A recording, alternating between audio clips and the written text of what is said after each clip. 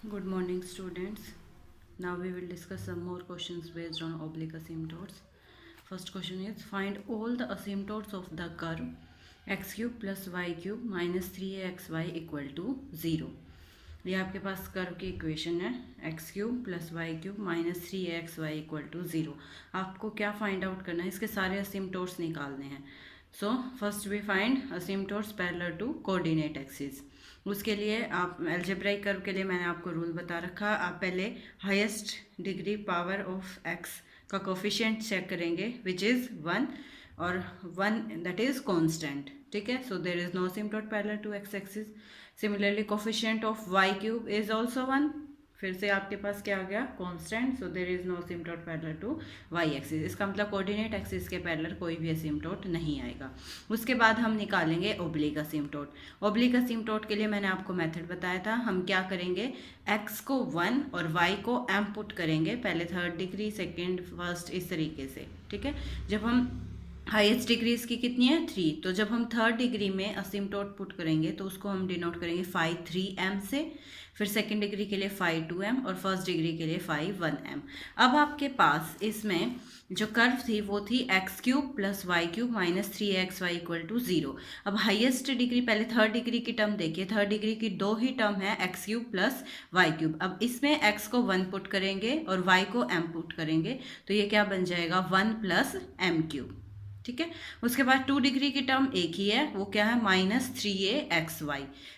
Put कीजिए x को 1 और y को m, तो ये क्या बन जाएगा, माइनस 3am. और फर्स्ट डिग्री की इसमें कोई टर्म है ही नहीं, तो इसलिए 5 1m आपके पास क्या आ जाएगा, 0. उसके बाद हम क्या निकालते थे, इसके डेरिवेटिव्स निकालते थे. तो 5 3 निकाला हमने, वो बन जाएगा 3m². 5 3 निकाला, वो आपके पास क्या आ जाएगा, 6m. ऐसे ही 5 2 निकालिए सारे डेरिवेटिव्स. उसके बाद हम निकालते थे स्लोप्स.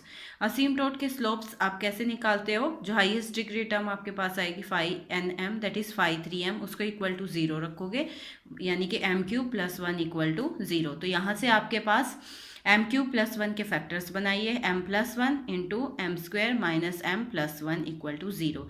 ये फॉर्मूला आपको पता है, a cube plus b cube का क्या आता है, a plus b into a² plus b² minus ab. ठीक है, उससे हमने इसको फैक्टराइज किया. अब either m plus 1 equal to 0 और m² minus m plus 1 equal to 0. यहाँ से आपके पास आ गया m इक्वल टू माइनस 1. और यहाँ से जो तो m की दो वैल्यूज़ आई हैं वो आपके पास कैसी वैल्यूज़ आई हैं, रियल वैल्यूज़ नहीं आई है, वो आपके पास इमेजिनरी वैल्यू आई है. ठीक है, और आपने वर्किंग रूल में पढ़ा था, आप सिर्फ कैसी वैल्यूज़ चेक करेंगे, रियल वैल्यूज़ चेक करेंगे. रियल वैल्यूज़ के लिए ही आप आगे c की वैल्यू निकालेंगे. तो यहाँ पर सिर्फ एक ही रियल वैल्यू आई है, that is m equal to minus 1. अब m आपके पास सिर्फ एक ही आया, क्योंकि वो तो हम कंसिडर करेंगे ही नहीं, इमेजिनरी कॉम्प्लेक्स नंबर्स आ गए उसमें, तो हम कंसिडर नहीं करेंगे. अब यहाँ से m इक्वल टू माइनस 1 के लिए आप क्या फाइंड आउट करेंगे, c. अब c कैसे निकालेंगे आप, c के लिए पहले आप ये रूल पढ़ा था आपने, minus 5n minus 1m upon 5n-m. अब उसके लिए ये फॉर्मूला आप तभी अप्लाई कर सकते हो जब आपके पास 5n-m क्या आए, नॉन ज़ीरो आए. तो उसके लिए आपने चेक किया 5 3 n की वैल्यू यहाँ क्या है, 3, तो 5 3 at m equal to minus 1. Check किया आपने, यहाँ पर वैल्यू पुट करके वो आएगी +3 दैट इज़ नॉन जीरो. तो इसका मतलब ये डिनोमिनेटर की टर्म क्या आ रही है, नॉन जीरो. तो हम ये फॉर्मूला अप्लाई कर सकते हैं. तो इसमें वैल्यूज़ पुट की तो ये बन गया माइनस 5 2m अपॉन 5 3 इसमें वैल्यूज़ पुट की तो c की वैल्यू आपके पास सोल्व करके क्या आ गई है, -a. अब इक्वेशन ऑफ असिम्पटोट निकाल दीजिए, वो क्या होता है, y equal to mx plus c. m की वैल्यू क्या है, -1 और उसके कोरस्पोंडिंग c की वैल्यू क्या आई है, -a. तो आपके पास असिम्पटोट की इक्वेशन क्या आ गई, x plus y plus a equal to 0. इसका मतलब यहाँ पर एक ही असिम्पटोट आया. इसमें आपने रूल पढ़ा था, आप अगर थर्ड डिग्री की इक्वेशन है तो एटमोस्ट यहाँ पर 3 असिम्पटोट्स आ सकते हैं. ठीक है, यानी कि ज़्यादा से ज़्यादा 3 असिम्पटोट आ सकते हैं. अब इसमें कोऑर्डिनेट एक्सिस के पैरेलल कोई असिम्पटोट नहीं आया और m की बाकी दो वैल्यू भी क्या आ गई हैं, कॉम्प्लेक्स नंबर आ गई हैं, रियल नंबर नहीं आई हैं. तो ये दोनों से तो निकलेगा नहीं, तो सिर्फ आपके पास इस केस में एक ही असिम्पटोट आया. लेकिन ज़्यादा से ज़्यादा इसमें कितने आ सकते थे, 3. इस केस में असिम्पटोट क्या बन गया है, x plus y plus a equal to 0. Next question देखिए। नेक्स्ट क्वेश्चन में आपको क्या निकालना है, find all the asymptotes of the curve. Curve आपके पास दे रखी है x square y square equal to a square into x square plus y square. उसको लेफ्ट हैंड साइड में ले गए तो आपके पास कर्व की इक्वेशन अब बन गई है x square y square minus a square x square minus a square y square equal to 0। तो इसका मतलब यहाँ पर देखिए इसकी डिग्री कितनी है 4, तो इसका मतलब यहाँ पर ज़्यादा से ज़्यादा कितने असिम्पटोट आएंगे इस कर्व के, 4 असिम्पटोट आएंगे, उससे ज़्यादा नहीं आ सकते। ठीक है, पहला हम कैसे निकालते हैं, पैरेलल टू कोऑर्डिनेट एक्सिस ही। अब कोऑर्डिनेट एक्सिस के पैरेलल पहले हम मान लीजिए एक्स एक्सिस के पैरेलल निकाल रहे हैं। अब एक्स एक्सिस के पैरेलल के लिए आप एक्स का हाईएस्ट पावर देखिए वो कितनी है एक्स स्क्वेयर। अब एक्स स्क्वेयर का कोफिशिएंट कलेक्ट कीजिए, वो कितना बन जाएगा, यहाँ से वाई स्क्वेयर और यहाँ से ए स्क्वेयर, यानी कि Y square minus a square. फिर उसको आप इक्वल टू क्या रखते हो 0, तो यहाँ से सोल्व करके आपके पास क्या आ गया y equal to plus minus a. Clear है। ऐसे ही फिर कोफिशिएंट ऑफ वाई स्क्वेयर वो आपके पास बन जाएगा x square minus a square, उसको इक्वल टू 0 पुट करेंगे तो आपके पास parallel to y axis asymptote आ जाएंगे और वो आपके पास क्या आ गए x equal to plus minus a. तो इसका मतलब आपके पास टोटल 4 असिम्पटोट आ गए हैं, एक तो एक्स इक्वल टू ए और एक x equal to minus a और y equal to a y equal to minus a.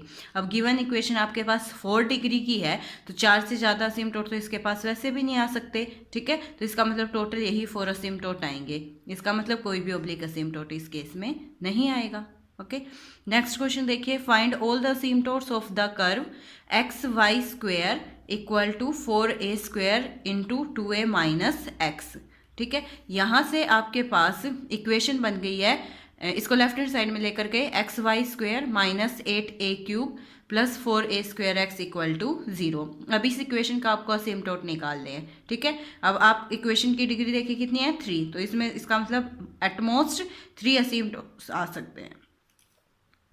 अब उसके लिए पहले हम असिम्पटोट्स पैरेलल टू कोऑर्डिनेट एक्सिस निकाल लेंगे। कोऑर्डिनेट एक्सिस के लिए पहले एक्स एक्सिस के पैरेलल निकाल रहे हैं, तो आप एक्स की हाईएस्ट डिग्री देखिए यहाँ पर कितनी है 1, यानी कि एक्स के कोफिशिएंट चेक कीजिए, वो बनेंगे y square plus 4a square, उसको इक्वल टू 0 रखा तो y की वैल्यूज आई प्लस माइनस 2 आयोटा a। इसका मतलब कोई रियल वैल्यू नहीं आई है, तो कोई कॉन्स्टेंट वैल्यू आई है वैसे भी, और अगर कांस्टेंट आता तो उस केस में आपको क्या बोलते हो, there is no asymptote parallel to x axis. का मतलब एक्स एक्सिस के पैरेलल कोई असिम्पटोट नहीं आएगा।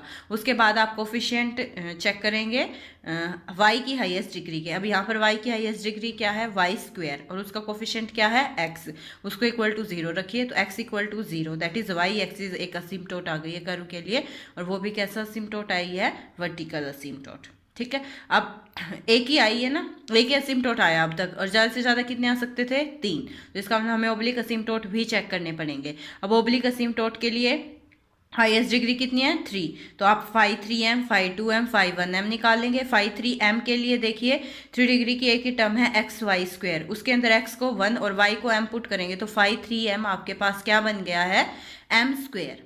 ठीक है ना, उसके बाद सेकेंड डिग्री की देखिए कोई टर्म है ही नहीं, फर्स्ट इक्वेशन जो आपके पास गिवन कर्व उसके अंदर 2 डिग्री की कोई भी टर्म नहीं है, तो इसलिए फाई 2m क्या आ गया है 0। फिर 1 डिग्री की टर्म एक ही है 4a स्क्वेयर एक्स को 1 पुट कर दिया तो सिर्फ क्या बचा 4a स्क्वेयर। ठीक है, अब स्लोप निकालने के लिए असिम्पटोट के स्लोप्स निकालने के लिए आप फाई 3m को इक्वल टू क्या रखते हो 0, वहाँ से सोल्व करके m की वैल्यू निकाली कि आ गई 0 और 0। इसका मतलब m की 0 वैल्यू आई है, इसका मतलब यहाँ से जो असिम्पटोट आएगा वो पैरेलल टू एक्स एक्सिस आएगा। क्यों? क्योंकि m equal to 0 it means slope 0, और स्लोप 0 होने का मतलब कि वो असिम्पटोट्स पैरेलल टू क्या होंगे एक्स एक्सिस होंगे। ठीक है, इसका मतलब, और एक्स एक्सिस के पैरेलल तो आप पहले ही असिम्पटोट निकाल चुके हो, एक्स एक्सिस के पैरेलल आपने चेक किया था कि कोई भी असिम्पटोट नहीं आएगा। ठीक है, but there are no asymptote parallel to x axis, तो इसका मतलब इस केस में कोई ओब्लिक असिम्पटोट नहीं आएगा, क्योंकि जब आपने ओब्लिक असिम्पटोट चेक किया और m की वैल्यूज निकाली वो तो 0 आ गई हैं, तो इसका मतलब इस केस में कोई ओब्लिक असिम्पटोट नहीं आएगा। तो इसका मतलब सिर्फ इस कर्व के लिए एक ही असिम्पटोट मिला हमें, और वो भी क्या वाई एक्सिस। ओके, उसके बाद नेक्स्ट क्वेश्चन देखिए 16th क्वेश्चन बी पार्ट। आपको ये इक्वेशन दे रखी थी, पहले हमने क्या किया इसके सारे टर्म्स आपस में मल्टीप्लाई करके सिंप्लीफाई कर लिया, तो ये आपके पास फर्स्ट इक्वेशन आ जाएगी। ठीक है, सिर्फ x plus y whole square खोल दिया, फिर उनको ब्रैकेट्स को आपस में क्या किया है, मल्टीप्लाई किया है। यहाँ पर भी सारी इक्वेशंस को आपस में मल्टीप्लाई करके सिंप्लीफाई करोगे तो आपके पास ये फर्स्ट इक्वेशन आ जाएगी। उसके बाद फिर वही काम करना है, हम पहले असिम्पटोट्स निकालेंगे पैरेलल टू कोऑर्डिनेट एक्सिस।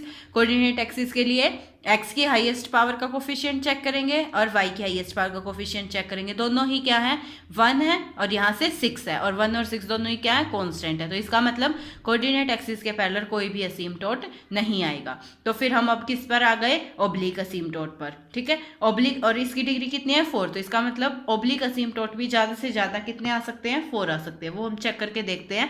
तो उसके लिए आप क्या करोगे, x को 1 और y को m पुट करोगे किसमें, 4 डिग्री है तो इसका मतलब 5 4m 5 3m 5 2m 5 1m सारी वैल्यूज निकालोगे।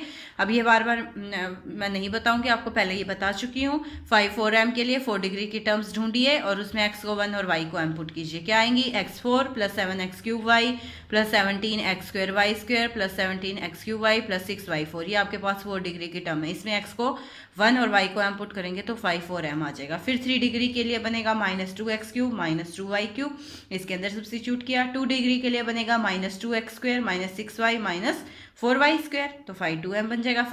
1 डिग्री कोई टर्म बची नहीं है तो इसलिए 5 1m आपके पास क्या आ गया, 0। ये करने के बाद फिर आप डेरिवेटिव्स निकालते हो, 5 4-m डबल-m, फिर ऐसे ही 5 3-m, ये वैल्यूज निकाल ली। उसके बाद स्लोप निकालना असिम्पटोट का, उसके लिए आप 5 4m को इक्वल टू 0 रखेंगे, वहां से रूट्स निकालिए, m की वैल्यू निकालनी है। तो यहाँ पर आपको थोड़ा सा ध्यान देने की जरूरत क्या है कि आपको 4 डिग्री की इक्वेशन है, ठीक है। तो इसके लिए पहले आप हिडन ट्रायल मेथड से m की वैल्यू निकाल लीजिए। जैसे कि m = -1 इस इक्वेशन को सेटिस्फाई कर रहा है, तो इसका मतलब m = -1 इसके लिए क्या बन गया है, रूट बन गया है। उसके बाद आप क्या कर सकते हो, अब या तो आप एक जो छोटी क्लासेस में आपने पढ़ा है m+1 एक फैक्टर बनेगा इसका, तो m+1 से इसको डिवाइड कीजिए तो आपके पास क्यूबिक इक्वेशन बचेगी। फिर उसके लिए एक इंस्पेक्शन से रूट ढूंढिए और फिर उस पर सेम मेथड अप्लाई कीजिए, वो काफ़ी लंबा हो जाएगा। उसकी बजाय आप इन 4 डिग्री और 3 डिग्री की टर्म्स में अप्लाई कर सकते हैं सिंथेटिक डिवीजन।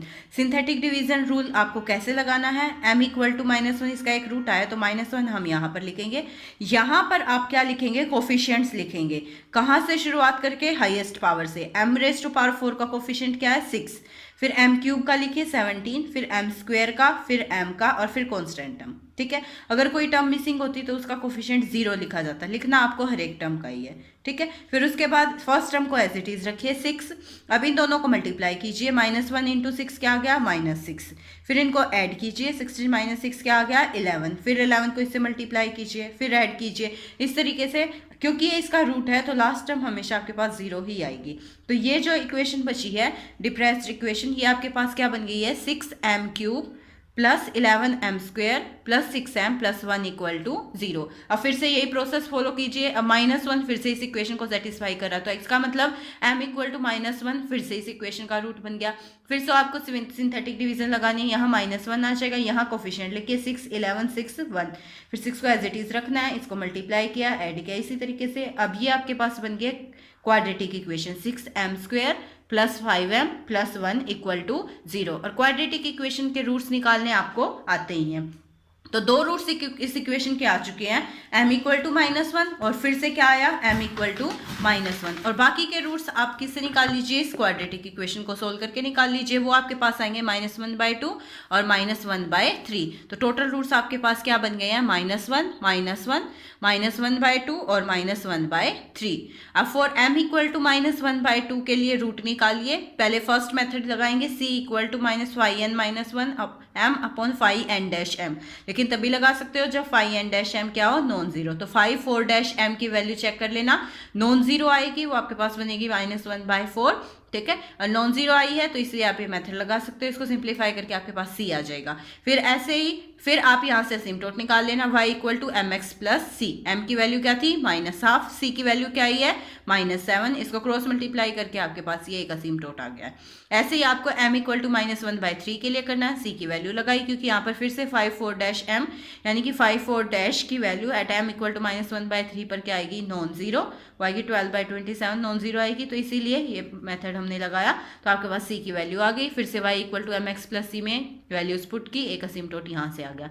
अब m इक्वल टू -1 के लिए देखिए 5,4 - m 0 आ रहा है, तो इसका मतलब c को आप इस फॉर्मूले से तो नहीं निकाल सकते हैं। तो मैंने आपको सेकंड फॉर्मूला बताया था, अगर आपके पास ये 0 आ जाती है तो उस केस में आपके पास फॉर्मूला लगाओगे c²/2 factorial 5,4 m c 5,3 m plus 5,2 m equal to 0। Last lecture में मैंने जो क्वेश्चन बताया था उसमें मैं आपको ये बता चुकी हूँ फॉर्मूला वर्किंग रूल के अंदर। अब इसके अंदर आप क्या करेंगे, सारी वैल्यूज को सब्स्टिट्यूट कर दीजिए। जैसे ही सारी वैल्यूज इसके अंदर पुट करके सिंप्लीफाई करेंगे तो c की 2 वैल्यूज आपके पास आ जाएंगी, क्योंकि c में क्वाड्रेटिक इक्वेशन बनेंगी तो c की 2 वैल्यूज आएंगी, वो आई हैं 0 और 3। तो उसके कॉरेस्पॉन्डिंग 2 असिम्प्टोट आएंगे, y equal to mx plus c में m की तो वैल्यू रहेगी -1, c की वैल्यू एक बार 0 पुट कीजिए और एक बार 3 पुट कीजिए, तो टोटल आपके पास 4 असिम्प्टोट्स आ गए हैं।